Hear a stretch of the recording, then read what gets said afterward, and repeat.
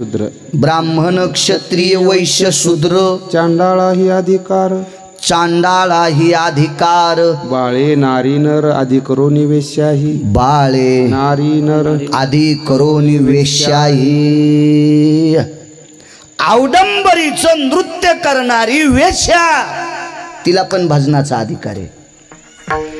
तिनं जर तिचा व्यवहार निमुटपणे सांभाळून शुद्ध अंतकरणाने भजन केलं तर विटेवरचा मालक तिचा व्यवसाय विचारित नाही. पुरावा आहे, पुरावा आहे, पुरावा आहे. ज्यानं त्यानं आपोआपल्या जाग्यावर स्थिर असावं. जातीचा काही संबंध नाही. वारकरी संप्रदायानं जातीला चोंभाळत नाही. आणि अशी एखादी जात आहे का त्या जातीत दारू पित नाहीत? पाहिली तुम्ही? प्रत्येक जातीतली माणसं दारू पितात आणि प्रत्येक जातीत माणसं चांगली आहेत. आपण जामद्याला केलतो उत्रेश्वर बापू. 2530 मतदान त्या गावामध्ये पारधी समाजाचं आहे.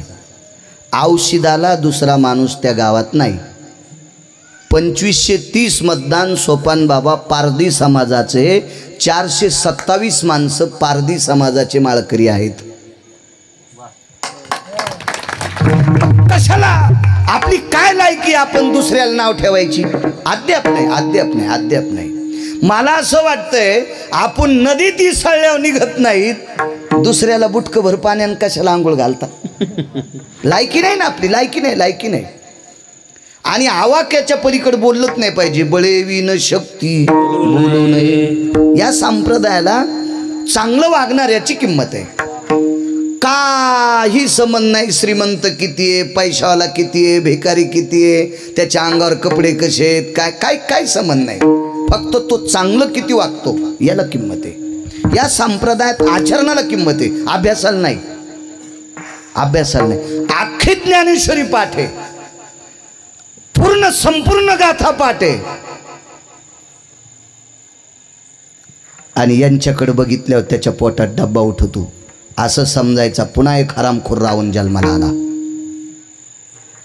अभंग कमी पाठ असतील, ओव्या कमी पाठ असतील तात्या बाबा, पण स्वतःची बायको सोडून जगातल्या प्रत्येक स्त्रीला जर माय म्हणत असेल तर समजायचं भारतातला एक नंबरचा महाराज येतो. एक नंबरचा महाराज. इथं कर्तव्याला किंमत आहे, देखाव्याला नाही.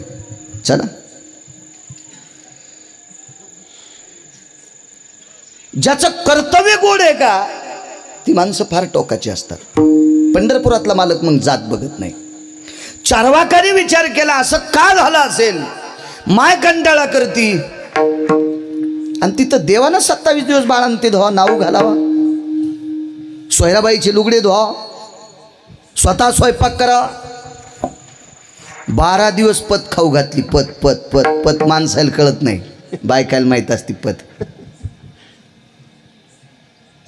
पहिल्या दिवशी बाळांतीन झाली त्या दिवशी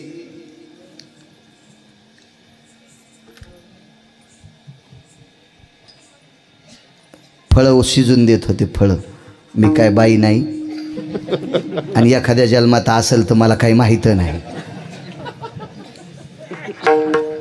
नुसत्या पाण्यात मोहऱ्या नाही, जिरे नाही, काय नाही, थोडंसं मीठ टाकून फळं असे साजूक शिजवायचे. पहिल्या दिवशी बाळांतीला पत्त्याचे. दुसऱ्या दिवशी वरणाचं वरचं पाणी तिला निवळी म्हणतात. आणि लय वरण खालचं बदगं द्याल्यावर पोट दुखणं बब्याचं. ही पद द्याला मोठ्या कुखावाली बाई लागत असती. टिकल्यावाल्याला पथच कळणं, त्याच्यामुळं उतार बारगळला बघा. हां, उतार कोलमालडा. ज्याला धनातलं तण कळत नाही का त्यानं उताराचा विषयच करायचा नाही. ज्याला व्यवहारात पद कळत नाही का त्यानं उताराचा विचार करायचाच नाही. उतार नदीलाच गेला समजायचं. ध्यानात ठोत जाग टिकल्यावाल्या होत. जरा शिका कुखावाल्या बायाचं. ठोवा, लक्षात ठोवा. सकाळी फॅरंडवली, दुपारा फॅरंडवली, तिसरा पहारा फॅरंडवली. हो द्वारका, केळीचं ढेलं इकायला लावलं तो अगन पावडरसाठी बाई. हो ना, असं नको करू माय, नको करू, असं नको करू. आमच्या इथली सांगायलो, इथं येऊन मला काय घेणं, काय घे. तिकडे गेल्यावर इथल्या फोकायच्या दुसऱ्या आणू तरी कुठून मी.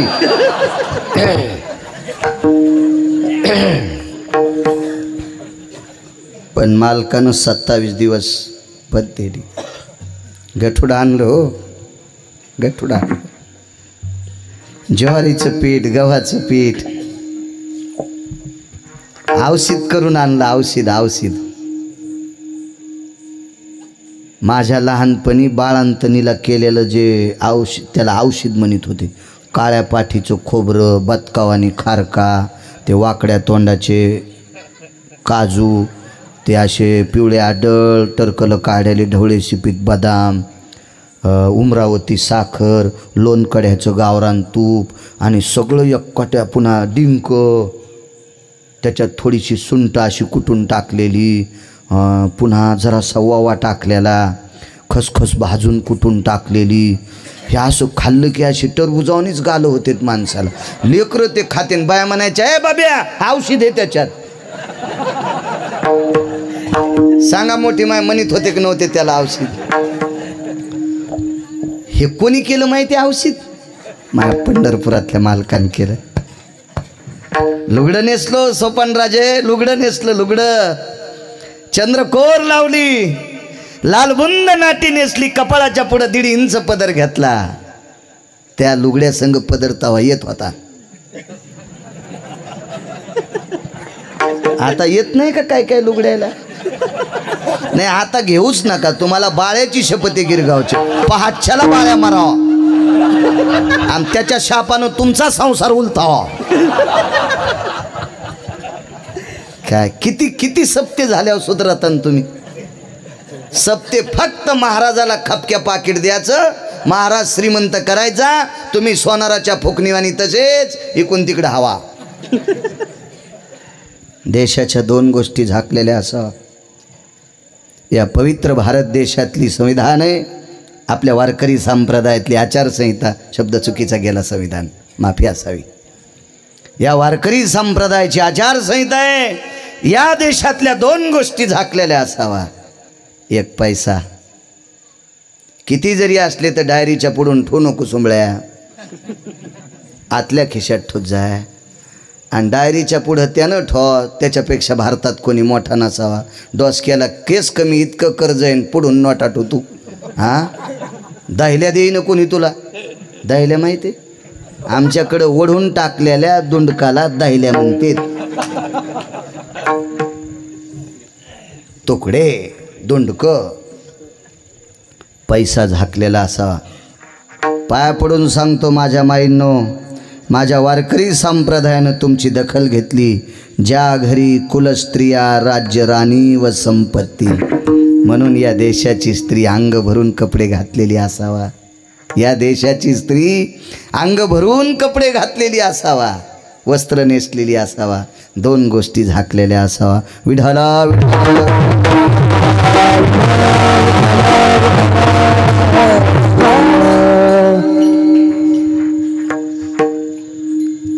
पत कुठली? पत खलबत्त्यात पत कुठली? पंढरपुरातल्यानं फोड आले असतील त्याच्या हाताला. राजस सकुमार मदनाचा पुतळा, रवी शशिकळा लोपलिया. काय वानवातानं पुरेवाणी सांगायला. हो, विचारलं चार्वाकांनी कसं शक्य? एका विद्वान व्यक्तीनं सांगितलं, दादा हे शक्य, पण कसं शक्य? ऐक म्हणले, ऐक. सोयराबाईच्या सासऱ्याचं नाव होतं रानोबा. सोयराबाईच्या सासऱ्यांचं नाव होतं रानोबा. ज्या बाईचं बाळांत पण पंढरपुरातल्या मालकानं त्या बाईची ननंद होऊन, नवऱ्याची बहीण होऊन 27 दिवस घाण काम केले, घाण काम. त्या बाईचे सासरे रानोबा नाव होतं, रानोबा. त्या बाईच्या कपाळाच्या मालकाचं नाव होतं चोखोबा. सात्विक आणि सदाचारी माणसं. बघता बघता चोखोबारायांच्या आई जात राहिल्या, मृत्यू पावल्या. आवाज थोडासा मोठा. मृत्यू पावल्या. भगवंताच्या कृपेने या संसाररूपी वेदीला एक दिव्य असं तेजस्वी पुष्प लागलं. ते गर्भात बाळ वाढत होतं. आणि त्या बाळांचं बाळांतपण सगळं घाणेरडं काम मालकाने केलं. सासूबाई जात राहिल्या, सासरे व म्हातारे झाले. चोखवाऱ्याने जीवनभर वडिलाला शेवटच्या टप्प्यात आंघोळ स्वतः घातली. मला असं वाटते भजन करण्याचा अधिकार त्याच मुलाला आहे जो आई वडिलाची सेवा करतो. जो आई वडिलाची सेवा करत नाही त्या हरामखोरानं भजन म्हणून काही फायदा नाही. आणि त्या भडव्याचं भजन जर तुम्ही ऐकलं ना तर त्याचं पाप तुमच्या पण बोकांडीवर. म्हणून पहिले महाराज तपाशी जा हे मायबापाला सांभाळतील का, तरच कीर्तन घेत जा तुम्ही, तरच घेत जा. जो महाराज मायबापाला सांभाळीत नाही जिवंत असून त्या महाराजाचं कीर्तन ऐकल्यावर गावाला कुपाटी लागन. लिहून घ्या पठ्ठ्याचं, तुम्ही आणा नका आणू, तुम्हाला 30 गाव पठ्ठ्याला 36 गाव. मला असा पंढरपुरातल्या मालकानं पैशाचा पाऊस दिलाय, मी काय कोणाच्या आंडरवेली बनेली धुत नाही आणि मला गरज नाही हे करणार. चांगली माणसं घ्या, स्वीकारा, चांगली स्वीकारा, सात्विक तात्विक स्वीकारा, देव तुमचं बरं करील. जीवनभर आवडलाला स्नान घातलं. एके दिवशी शेजारची एक व्यक्ती आली, रानोबा मंडळी गेल्यापासून काय बरं आहे का? टच पाणी आलं डोळ्यातून. दादा जीवन संगीनी गेली त्या दिवशीपासून ती जेवढी सेवा करती त्याच्या 1000 पटीनं मायात चौखान माझी सेवा केली. याच्याकरता आनंदाचे अश्रू मुलासाठी येत होते. हे राणोबानं छाती ठोकून सांगायचं. पण टप्पा लय उतरला डॉक्टर, लय उतरला, वयाचा टप्पा लय उतरला. शेवटच्या टप्प्यात चोखोबारायला आपल्या वडिलाला स्नान घालण्यासाठी बायकोची मदत लागली. उचलून पाठीमागं, झोपड्याच्या पाठीमागं बोरीचं झाड, मोठा असा चौकोनी दगड होता, त्याच्यावर वडिलाला घेऊन बसायचे आणि पत्नीला सांगायचं तू पाणी टाक, मी अंग चोळीतो. स्नान घातलं. एके दिवशी जेवायला दिलं. चोखा, हे बाळा आजच्या दिवस जेवतो बरं, उद्यापासून जेवण बंद करायचंय. का बाबा, का बाबा, का? चोखा, आता मला कळत नाही रे, पोट कधी, बाथरूम कधी होईल मला कळत नाही रे चोखा, मला कळत नाही. आणि तुला माझी घाणेरडी धोत्र धुवावं लागतात रे चोखा, याच्यापेक्षा उद्यापासून खाणं बंद करायचं. नेईल मालक पंढरपुरातला, नेईल. किती घाण काम केलं पंढरपुरातल्या मालकानं. या चोखोबारायच्या बायकोचं बाळांपण याच्यावर बोलतोय. काय वानू आता नपुरे वाणी. जेव घातलं. संध्याकाळी कोर अर्धी काय असेल तुकडा. दुसऱ्या दिवशी सकाळी जे मनात आलं रानोबाच्या ते झालं. आवाज दिला, चोखा, जी बाबा, जी इकडे ये माय. आजच्या दिवस आंघोळ घाला. आता मरता मरता आता फजिती नको माझी, आता मला जीव घाली जाऊ नको. उचललं, दगडावर टेकलं. दगडावर टेकल्याच्या नंतर गरम पाण्याचं गाडगं मोठं असं, कशाचे घांगाळण, कशाचं काय होतं डॉक्टर, साधी परिस्थिती सोपन बाबा. पण एका हाताने वडिलांना धरलंय, एका हातानं पाणी टाकायचंय, पण नुसती आंघोळ नाही. आज कंबर भरलेली आहे. 60-70 वलांडलेलं म्हातार आहे.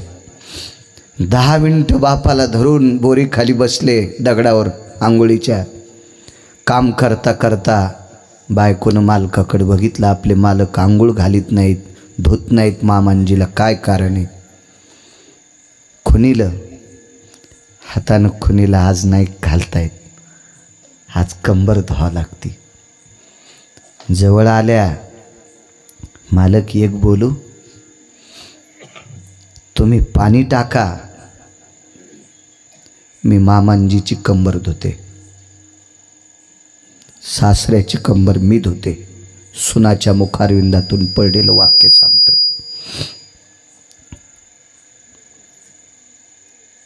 चोखोबरायाने सांगितलं, सोयरा नको, करतो मी काहीतरी, सुचवतो काहीतरी करतो. नाही म्हणे, नाही.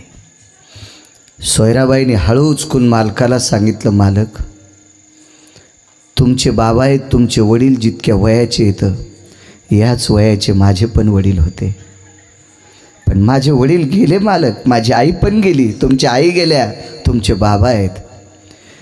विटेवरच्या मालकाची शपथ घेऊन सांगते, बाबा गेले त्या दिवसापासून तुमच्या वडिलांना मी सासरा म्हणत नाही, बाप समजते, बाप. शूद्राच्या कुळात जन्माला आलेली सून सासऱ्याला बाप समजित होती, बाप. मी आतापर्यंत तुमच्या नावाचं कुंकू लावलंय, तुमच्या खांद्याला खांदा देऊन प्रपंच केलाय.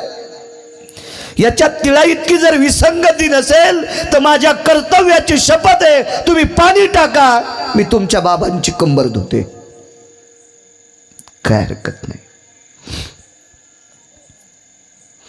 चोखोबरायाने एका हातानं डोकं धरलं, दुसऱ्या हातानं पाणी टाकलं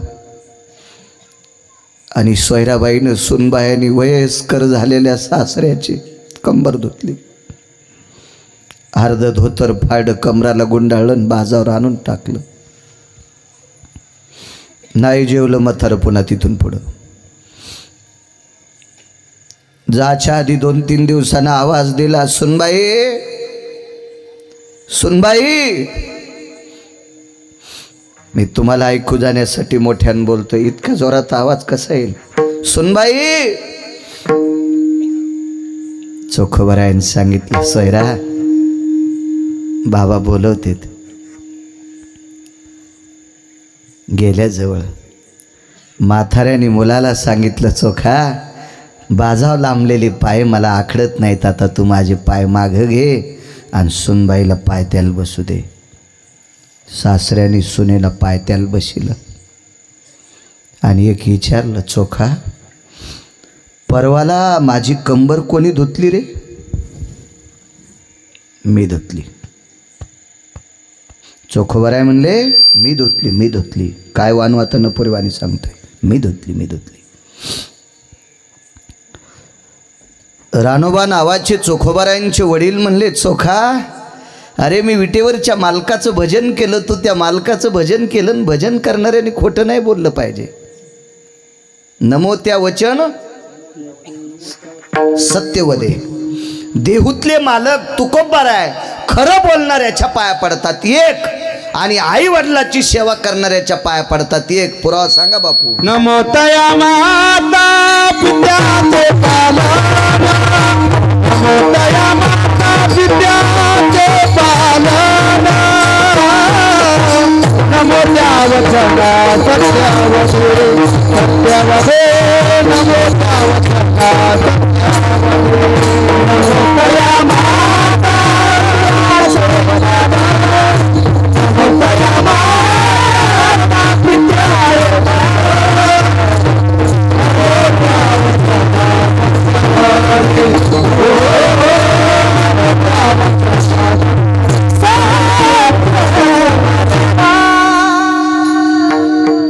क्या बात है. नमो तया. देहूतले मालक तुकोबराय म्हणतात, नमो तया. कोणा? माता पित्याचे पालन. जो आई वडिलाची सेवा करतो तया नमो. नमो त्या वचन सत्यवदे. जो खोटं बोलत नाही त्याला एक तुकोबराय नमस्कार करतात, आणि आई वडिलाची सेवा करतो त्याला एक तुकोबराय नमस्कार करतात.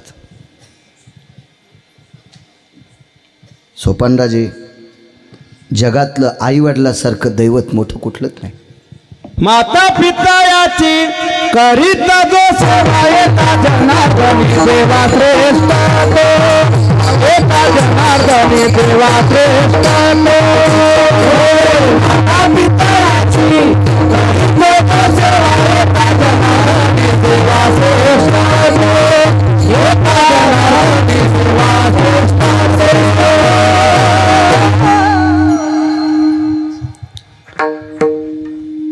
चोखा, विटेवरच्या मालकाचं भजन करून खोटं बोलतोस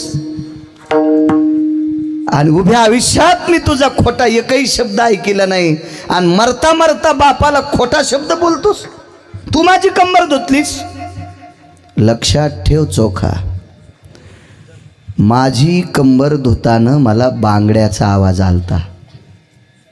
याला म्हणायचं विवेक, याला म्हणायचं बुद्ध्यांक, याला म्हणायचं सदाचारी लोकांच्या विचाराची प्रणाली.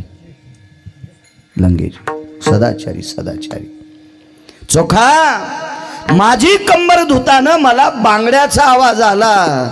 चोखा, अरे बांगड्या घालणाऱ्या दोनच स्त्रिया पुरुषाची कंबर धुवू शकतात.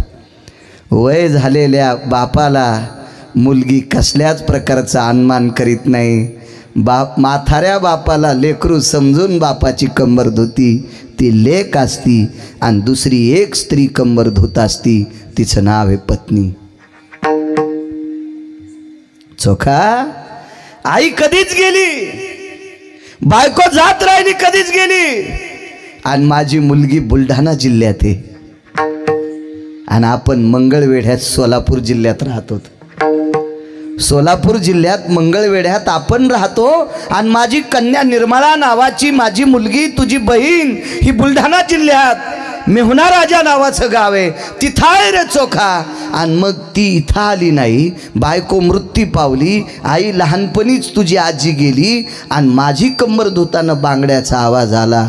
सांग चोखा, कोणी कंबर धुतली? हुदका दाटून आला, बाबा तुमच्या सुनबाईनं कंबर धुतली. चळचळ चळचळ हात कापत होता. चोखा, सुनबाईचा हात हातात दे रे. सासऱ्याने सुनाचा हात हातात घेतला. तिला सांगितलं, बाई सासऱ्याला बाप समजून, सासऱ्याला बाप समजून, वय झालेल्या थकलेल्या सासऱ्याला बाप समजून त्याची कंबर धुतलीस. हाताने इतकी सेवा केलीस तू. एक लक्षात ठेव, इमानदारीनं भजन केलंय. या भजनातल्या पुण्याईनं जगाच्या मालकाला एक मागणी मागतो. हे ब्रह्मांड नायका जगदानंद कंद जगतपती भगवान पांडुरंगा, अरे या विश्वाच्या पाठीवर सासऱ्याची कंबर धुणारी सून फक्त एकच आहे रे. एवढी सेवा या सासऱ्याची केली, या सासऱ्यानं भजन केलंय. हिच्यावर जर कधी असा प्रसंग आला तर घाम काम करण्यासाठी आनमान करू नकोस. दृष्टांत संपला. ज्या सासऱ्याची सेवा सुनानं केली त्या सासऱ्याने विटेवरच्या मालकाला सांगून आशीर्वाद दिला आणि त्या सासऱ्याच्या आशीर्वादानं आणि पुण्याईनं, एका हरिभक्ताच्या आशीर्वादानं आणि पुण्याईनं, निष्ठावंत वारकऱ्याच्या आशीर्वादानं आणि पुण्याईनं, किती वारकरी अधिकारी होता रानोबा महाराज लक्षात घ्या.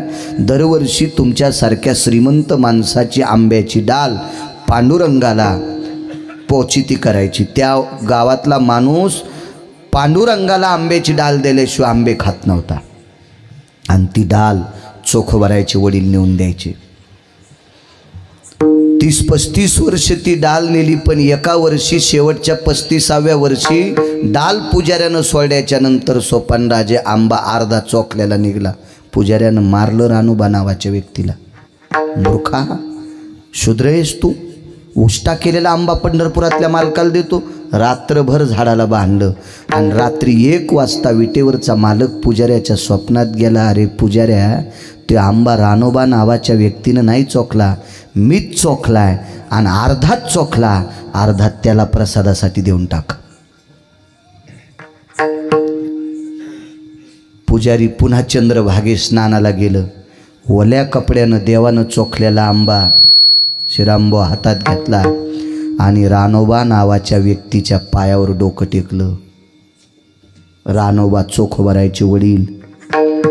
पुजारी इतका लांबून आंब्यावर पाणी टाकल्याशिवाय घेत नव्हता पुजारी. आणि तो पुजारी रानोबा नावाच्या व्यक्तीच्या पायावर डोकं टेकलं आणि सांगितलं, वारकरी रानोबा वारकरी, विटेवरच्या मालकाचे दात आणि ओठ जीभ लागलेला आंब्याचा प्रसाद आहे, हे तुम्हाला. तसंच घरी मथरा आलं. आणि बायकोला आंबा दिला. आंबा चोखून खाल्ला.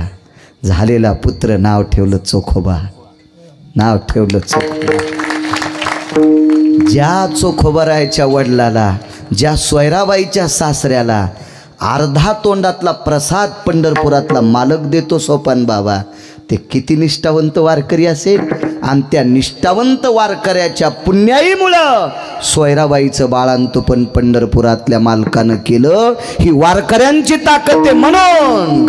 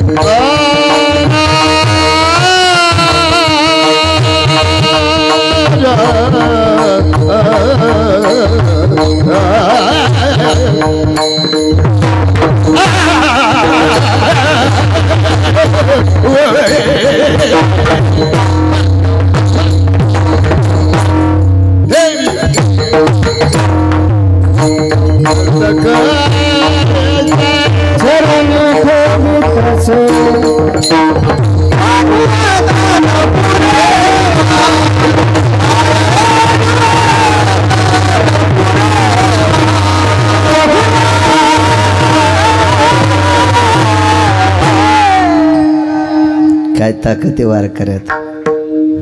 एका वारकऱ्यानं दिलेल्या आशीर्वादाची ही ताकद आहे. जगाच्या मालकाला घाण धुण्याचं काम करावं लागतंय. ही त्या वारकऱ्याच्या जिभेत ताकद आहे. काय वानू आता न पुरे वाण. एक पुरावा ऐका. वेळेत तुम्ही ताण घेऊ नका. थंडीचे दिवस आहेत. कोणाला शुगर असती, कोणाला काही लघुशंकेचा त्रास असतो. मुळीच तुम्ही अमूल्य वेळ घेऊन इथं आलात. तुमचा अनाठाई वेळ घालणार नाही आणि मर्यादेच्या पलीकडे जाणार नाही. बैल किती महागाईचा असावा, आपला बांध आला की अवताकडे पाहिजे.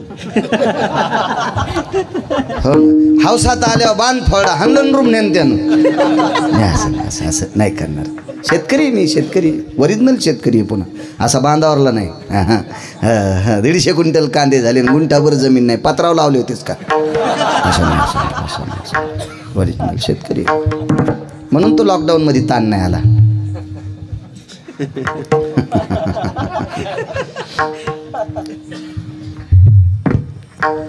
शेतीची समन ठेवा. कोणाकडे 1 एकर 2 एकर 3 एकर 4 एकर काय असेल पाया पडतो तुमच्या, शेती सांभाळा. अजून 5-4 वर्षाच्या नंतर ज्याच्या नावानं 7-12 असेल तो माझ्या महाराष्ट्रातला राजा असेल. ऐका गिरगावकराचा, ऐका लई मोठी किंमत येणारी शेतीला. तुम्हाला एक सांगू, अजून 20-25 वर्षाला पुढचा काळ द्या सोडून, पण अजून 5 ते 4 वर्षाला बीडसारख्या शहरात घट मानण्यासाठी घटाला काळी माती विकत घ्यावी लागेल. लिहून घ्या, लिहून. घट नवरात्रातला घट मानण्यासाठी किलोवर माती विकत घ्यावी लागेल. किलोवर. कॅनल असतील, तळे असतील, मोठमोठे रोड असतील, हे सिमेंटाचे डोंगर असतील, याच्यात जमीन पूर्ण व्यापत चालली, लोकसंख्या वाढायली. जगात किती जरी पैसा असेल, किती सोनं असेल, चांदी असेल, तर चांदीच्या भाकरीन सोन्याचं पिठलं खाता येत नाही. याच काळ्या मातीतून काढलेल्या मोती आपल्याला जगवतील. लक्षात ठेवा. जरासा काही लोक म्हणतील काय बाळ्या बोलायला, शेतीत मजूर त्रास द्यायले. मला सुद्धा माहिती आहे मजूर त्रास द्यायले तर, पण अजून 3.5 ते 4 वर्ष मजुराचा काळ राहिला. त्याच्यानंतर ज्याच्याकडे 7-12 असेल, जसे तुमच्या लहानपणी मजूर म्हणायचे दादा काम आहे का, असं काम विचारतील लोक. जरासं थांबा, पण कळ सहन करा 2-4 वर्ष. विठाला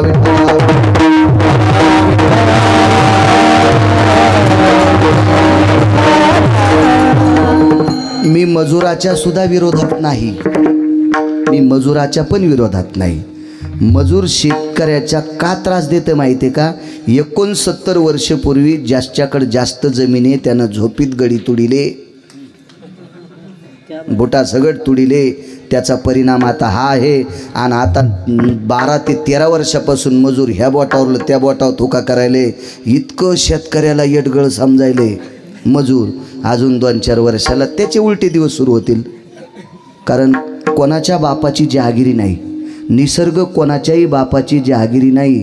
या बा मिठाशिवाय कोणताच पदार्थ खावा वाटत नाही, पण मीठ शिल्लक झाल्यावर बी खावा वाटत नाही. म्हणून अतिरेक कोणीच करायचा नाही.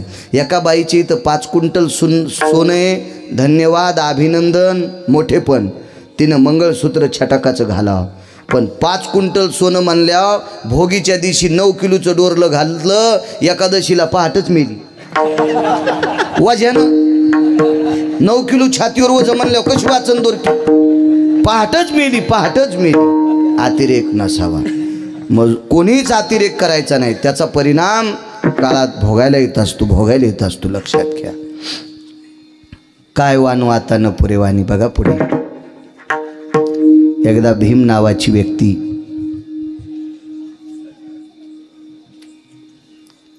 दुर्योधनाला आणून सोडण्यासाठी हस्तिनापुरात आले.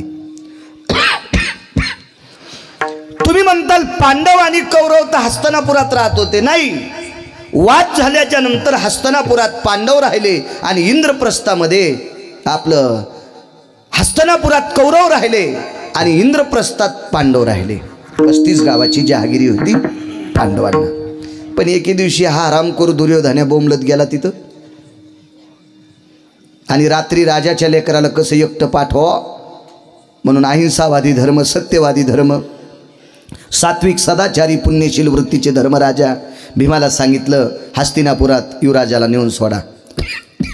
तसा दुर्योधन नालायक होता. माझ्या मतीनं तो हरामखोर होता.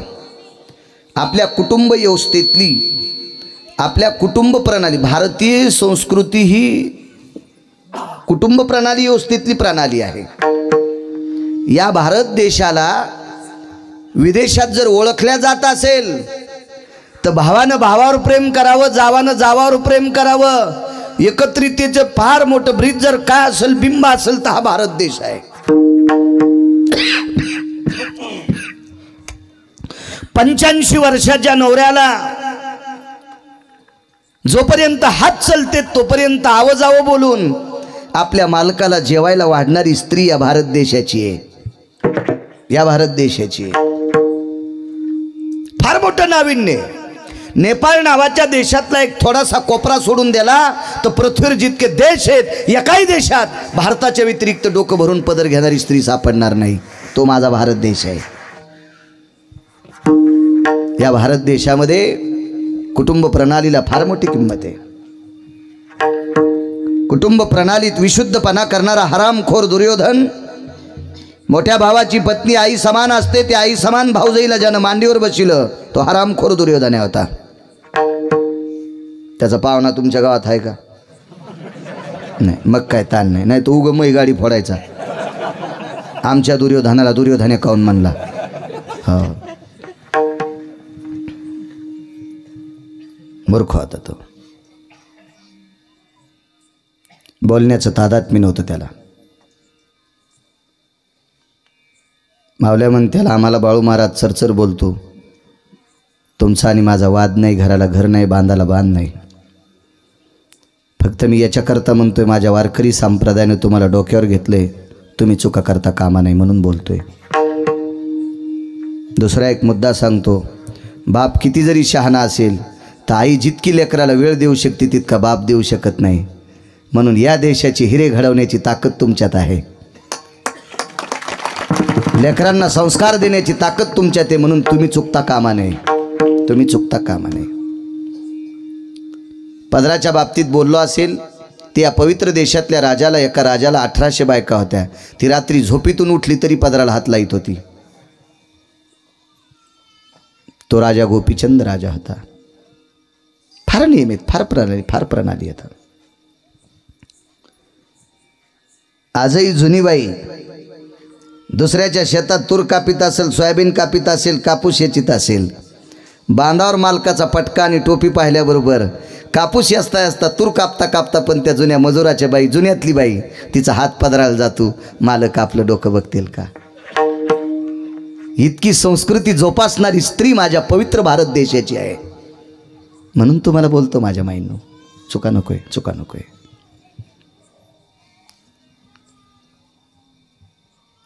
दुर्योधन्या भडवाता झाला. 24 लोक नालायक होते महाभारतात. 24 लोक नाव घेऊन त्या भडव्याचे इतके हरामखोर होते. दुःशासनी आहे, शकुनी आहे, बॉम्बले ते.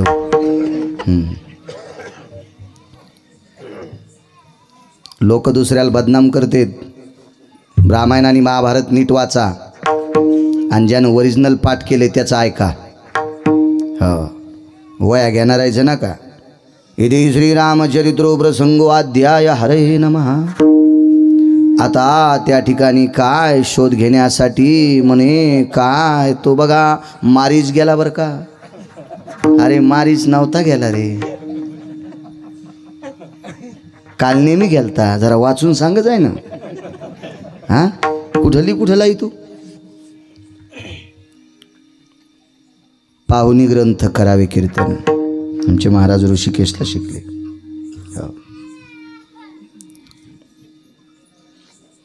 चांगला अभ्यास करणाऱ्याचा ऐका, आपलं डोकं सुपीक होईल. आपण एके दिवशी भागवत ऐकलं बापू. इति श्रीमन महाभागवते पुराणे. काय सुदामदेव नावाचे ब्राह्मण होते बरं का, आणि काय त्यांची गरिबी होती बरं का. पण त्या सुदामदेवानी भजन केलं बरं का, आणि त्या भजनाच्या बळावर, त्या सात्विक बळावर त्यांचं गाव सोन्याचं झालं बरं का. लगेच लाईन आलीन, फॅन सुरू झाला आणि पान पलटलं. काय आजामेळ नावाचा ब्राह्मण होता बरं का. अरे भागवत्या, हे भागवत्या, माणसं मरतीन रे भागवत्या. नीट वाचून सांग जाईन सुमल्या. विठाला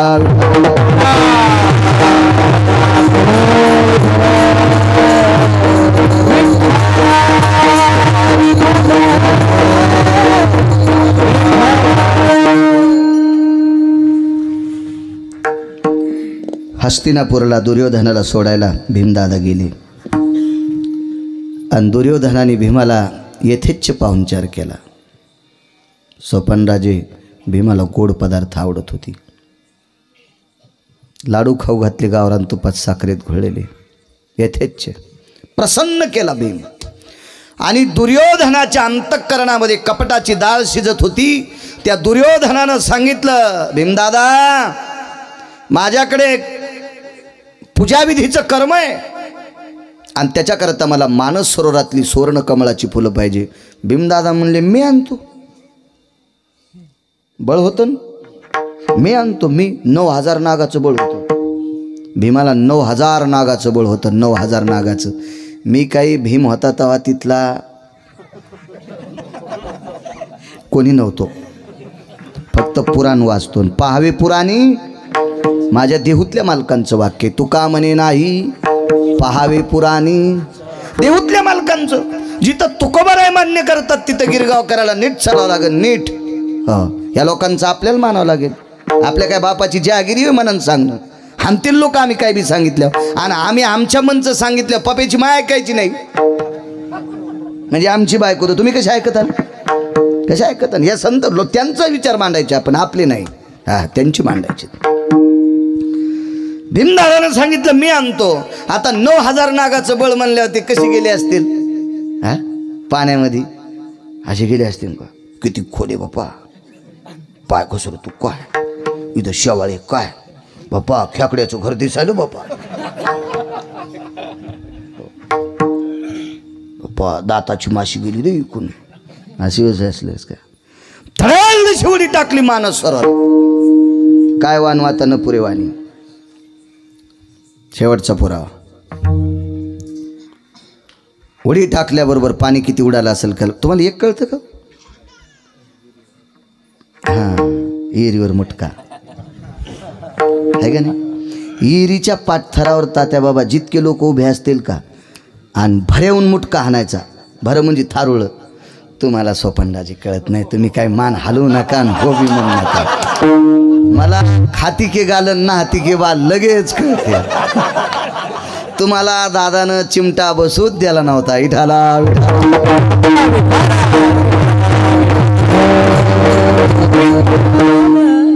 दादाच्या जीवनात तुमच्या सगळ्या भावायचा जन्म दिवाळीतला. मी ओरिजिनल शिमग्यातला आहे. माझे 90ला बाबा जात राहिले. माझे बाबा 90ला गेले. 83 जन्म होता.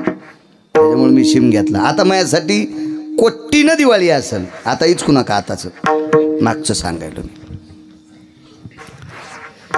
भऱ्याहून जर मुटका हाणला ना सोपानराजे तर कडीला जेवढे पाठराव लोक आहेत तितके लोक भिजत होते. मुटका साधला पाहिजे. परत दिवशी आमच्या मित्रांनी मुटका हाणला पाठीवर पडलं. 3 दिवस झाले त्याची बायको झेंडूबाम लावायली. अरे मी म्हणलो मुटक्या पाठीवर मुटका असतो का रे. मुटका असा नेट पाडा पाहिजे बसायच्या जागा. हो त्याचं नाव मुटका असतो. मी त्याच्या तुम्हाला वया पण सांगेल. मी वाचिल्याशिवाय काही बोलणारच नाही तुमच्या पुढे. भीमे 9,000 नागाचं बळ तळाल ती शिवडी हल्ली. कोण भिजला असेल सोडून द्या. पण सरोवराच्या कडेला एक भजन करीत व्यक्ती बसली होती. त्या व्यक्तीचं नाव होतं मारुतीराय. आणि मारुतीराय भिजले. सोपानराजे मारुतीराय सारखा वैष्णव जन्माला येणे शिल्लक आहे. येऊनी जन्मला मरकट वैष्णवा माझी अतिश्रेष्ठ. हनुमंत म्हणावया कनिष्ठ आईसा पापिष्ट कोण आहे. वैष्णवा माझी अतिश्रेष्ठ ते मारुतीराय. मारुतीरायनं आवाज दिला. ए कोण रे. आता जरा राजाचं लेकरू होतं. इंद्रप्रस्थातला राजकुमार आहे. 9,000 नागाचं बळ आहे. तारुण्य. संध्याकाळी ठिकाणा नाही. त्याला आवाज दिल्यावर ते माग पाहत नाही. ते 9,000 नागाचं बळ आहे. भीमाने विचार केला वाननेर काय म्हणून बोलायला आपल्याला. पण भीमाला माहीतच नव्हतं वाननेर किती अधिकारी आहे. ते वैष्णवा माझी अतिश्रेष्ठ. तो वैष्णवा माझी अतिश्रेष्ठ. सर्व वारकऱ्यात अतिश्रेष्ठ. पैठणमधल्या मालकांचा पुरावा आहे. ज्या मालकाचा आज अभंग घेतला देहूच्या मालकांचं ते देहूतले मालक भक्तीची वाट विचारतात. काय भक्तीच्या त्या वाटा मज दावा व्यास भटा. शरण शरण जी हनुमंता तुम्हालो रामदूता. भक्तीची वाट तुकोबरायने विचारावं, इतके मारुतीराय मोठे. ध्वजस्तंभावरी वानरू ते मूर्तिमंत शंकरू. प्रत्यक्ष शंकर आळंदीतल्या मालकांनी दखल घ्यावी, पण भीमाच्या लक्षातच नाही. काही माणसं वरच्यावर जाते. आमची इथे एका माणसाची इतकी कडक टोपी, इतकी कडक, बोराटीचा फास तोडायचं टोपीनं. ऊसफूस नाही, बोराटीचा फास तोडायचं टोपीनं. बांधा फास बोराटीन तोडायचा. इतकी टोपी कडक. पण बायको सतारबाईच्या मिरच्या तोडायला. कपड्यावर जायचंच नाही कोणाच्या. काही काहीला नाद असतो. असं कपडे घातले असं वाटतं मुख्यमंत्र्याचा चुलताचे काय. आणि घरात 12 हात येळ फुळू तू पोखळवादी सोमळ्या कुठला विठाला.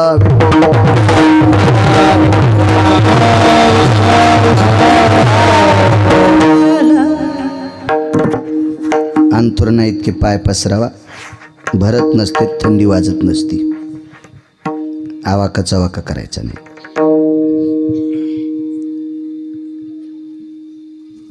आपण त्या राज्यातली माणसं आहेत.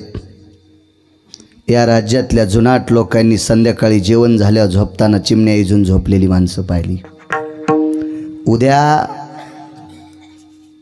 उद्याच्या संध्याकाळी दिव्याला राखेल पुरावा, घासलेट पुरावा म्हणून जेवण झाल्यावर संध्याकाळी झोपताना आपल्या बापदाद्यानं चिमण्याही झिलेल्या येतात.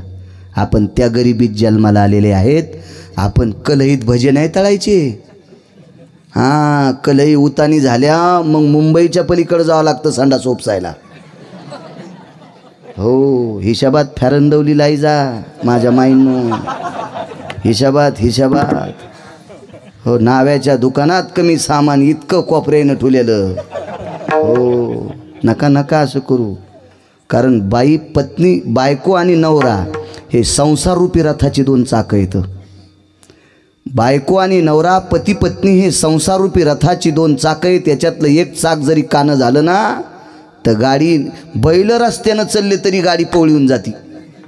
याला कहाणी गाडी म्हणतात. कहाणी. हो, कानं काढण्यासाठी डोंबाळं सोडावं लागतं.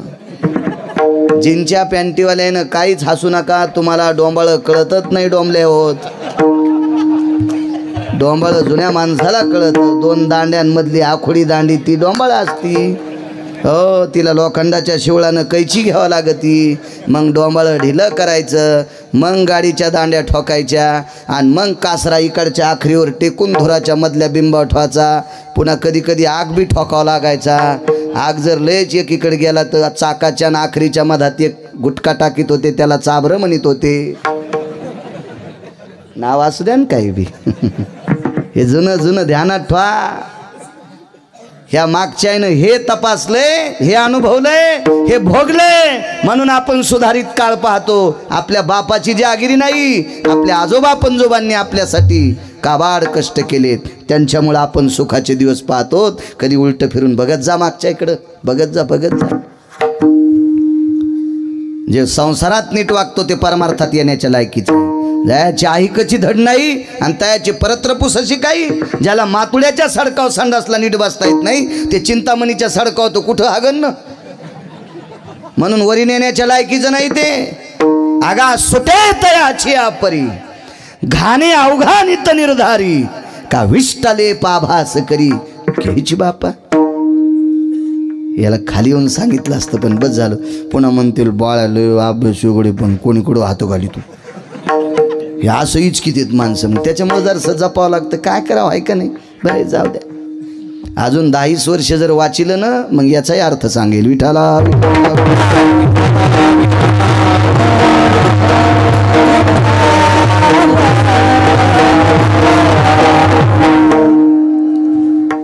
मारुतीरायनं सांगितलं, अरे मला भिजवलं, मी भजन करतोय. ऐकत नाही. शेपटी सोडली बांधून आणलं. ठोका आणला. भीम म्हणलं, बापरे, 100-200 इचूड असले इतकं दुखलं. मारुतीरायचा ठोका म्हणजे साधा ठोका आहे का तो. कळेल दिवशी ठोका. आणि तुम्ही वानराचे हात नेमकेच मिरच्याला फुलं लागावा. आणि वानरायनं हात हालीत मिरच्याच्या तासानं पळावं. जर 35 दिवस पुन्हा फुल लागलं तर मला बाळू म्हणू नका. ते हातच असतात ते. हो, म्हणून मिरच्यामध्ये बोळक्याला चुना लावून उरफाट्या काडीला असं उरफाटं करून बोळकट होतं ते बोळकं. जिंच्या पॅन्टेवाल्यानं काहीच डोळे वाटून पाहू नका. हे फक्त जुन्याचं सांगायला. उलट बोळकं.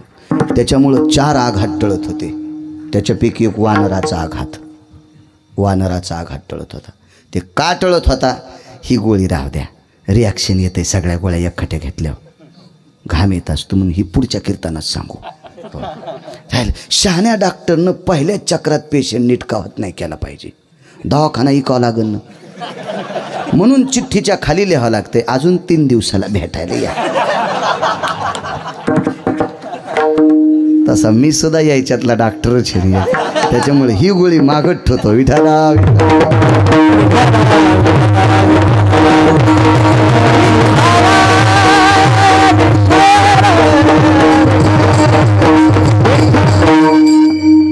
खळेल दिशे ठोका हाणला. 2 रट्टे दिले.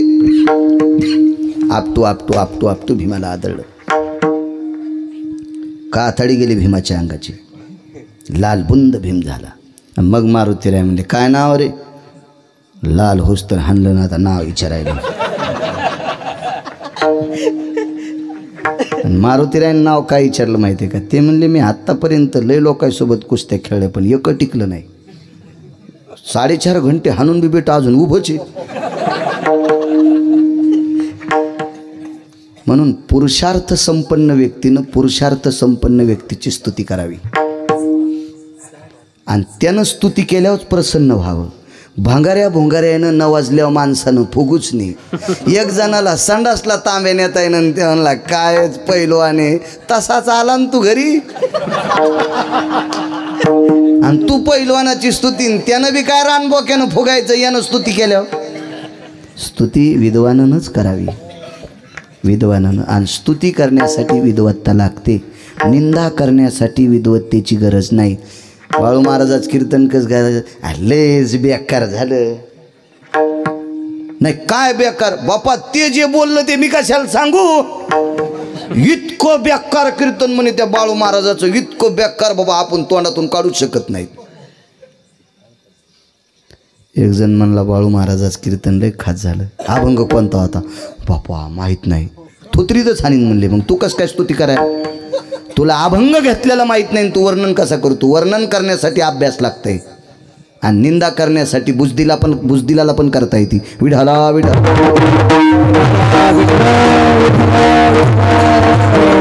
कोण आई वडील? पंडूराजा. कुंती आई साहेब आई, माद्री आई आहे. कुंती आई आहे. 2 आई, माद्री आणि कुंती. बाबा पंडूराजा आहेत. वा. त्रेतायुगात मारुतीरायाचा जन्म आहे. द्वापार युगात भीमाचा जन्म आहे. फार मोठा फरक आहे. मारुतीराय त्रिकाल ज्ञानी कार्य म्हणे. पंडूराजाला शाप होता. अपत्य कशी दुर्वासाच्या कृपा प्रसादाने झालेली ही अपत्य. वा. त्याच्यापैकी पवनपुत्र आहे.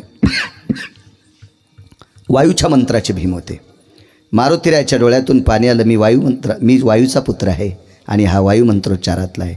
नात्यानं आपण दोघं भाऊ झालोत आणि एका भावाला मारणं हे उचित नाही. एका भावाला मारणं हे उचित नाही आहे. मी काम चुकीचं केलं. मारुतीरायाचं अंतकरण दरवलं आणि भीमाला सांगितलं, भीमा अरे झालं गेलं, गंगेला मिळालं, पण तुला आलिंगन द्या वाटतं. भीम म्हणलं गडे हे मला दाबून मारण्याचा वाण दिसायला. आपटून इतकं मारलंय तरी पठ्ठ्या मरत नाही. हे मला आलिंगन देऊन तुऱ्हाट्या मोरड्यासारख्या आपल्या फासुळ्या मोडून टाकील. आपण याच्या नादीस लागू नये. मारुतीरायाने सांगितलं, अरे भीमदादा मी संन्याशी, निष्ठावंत संन्याशी. नैष्टिक ब्रह्मचर्याचा कासोटा आईच्या पोटात मी प्राप्त केलेला आहे. मी मुलगा आहे का मुलगी माझ्या आई बाबाला कळलं नाही. माझ्या बोलण्याच्या लक्षणावरून लक्षात आलं की हा मुलगा आहे. माझे इंद्रिय माझ्या आईबाबांना आत्तापर्यंत पाहिजे. जितेंद्रियम सर्वस्थितेषु अपारुषो भवस्थितानां रक्तांबरस्तत कामान वैशान नरोस्तते वचम यत पुनिताना भयतति छंदो छंद पराभय कश्मीर सकल कलयनिभो छंद पराभय जायन्ते वैशांदर भय दग्ध सुधा वैशांदर भय दग्ध सुधा वैशांदर भय दग्ध सुधा रामान भयतति त्यक्त सुधा वैशांदर भय जायन्ते कृष्णा भयतति व्याल भयो क्षण विकारो जयन्त्यो गदज भयतति सदजनि कालति सुदचंदा भय जायन्ते सुदचंदा भय जायन्ते सुदचंदा भय जायन्ते। क्या बात है। नैवम गांजा कसम लिखितम, हे का गांजा फुक्यान लिहिले का? दग्धं वैशाम्बरो भयो कामाग्नोदव भयजति रक्तांबर भयस्थितानां प्रपटले शिपय निधियां गुप्तांगम स्ततो जया।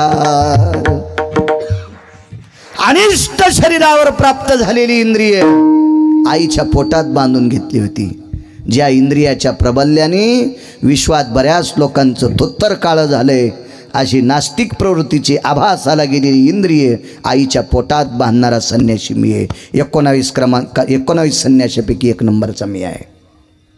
मी नाही तुझं वाईट करणार, चल आलिंगन देण्यासाठी ये। भीम म्हणला मी नाही येत तिकडं, मारुती